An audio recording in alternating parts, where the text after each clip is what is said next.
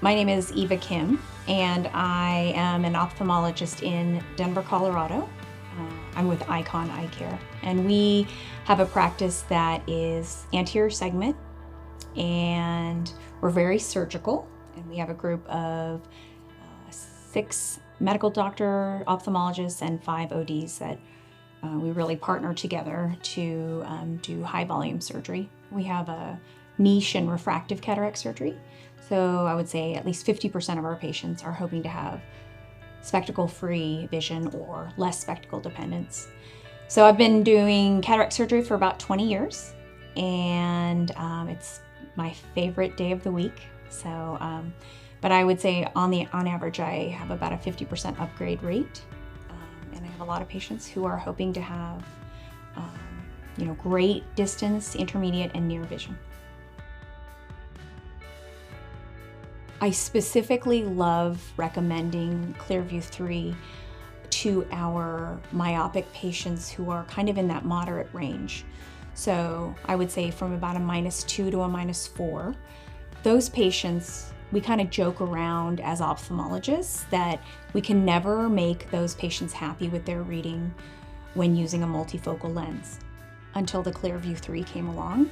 And we're finding that those patients are extremely happy with their near vision. They achieve the vision that they're used to seeing when they pull their glasses off.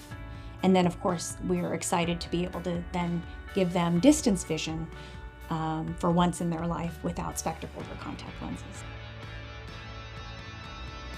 I love to recommend this lens for patients who are moderate myopes, who are between let's say a -2 to a -4, or for folks who cherish their near vision in the hobbies and activities that they do, such as crafting, jewelry, just having to have their focal point closer to their face, and would love to be able to do that unassisted, so without reading glasses.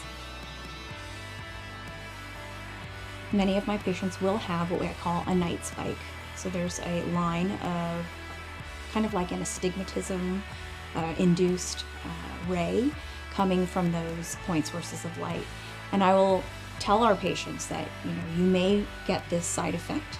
And the good news is, at least in my hands for the past year, not one of my patients has been left with so much intensity of that night spike that they can't, for instance, drive at night or are bothered. They neuroadapt very, very well. Those spikes will reduce and shorten over time to the point where the vast majority are not even noticing that anymore. But I like to be very upfront and honest with my patients and explain that yes, you can avoid a halo, but you will have potentially this other side effect.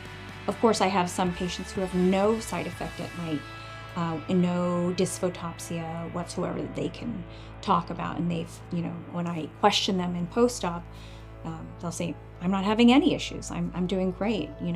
I don't see any of that spike and I never have. But I'd rather pre-warn my patients about this expectation and then not mention it at all.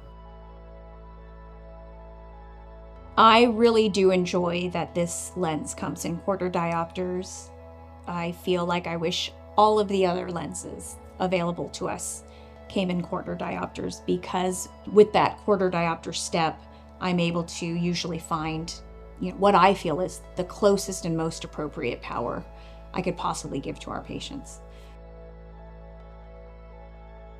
I think the ClearView3 is disruptive in a good way because, it's for the last decade plus that I've been implanting multifocal lenses, they've all been the same concentric ring design.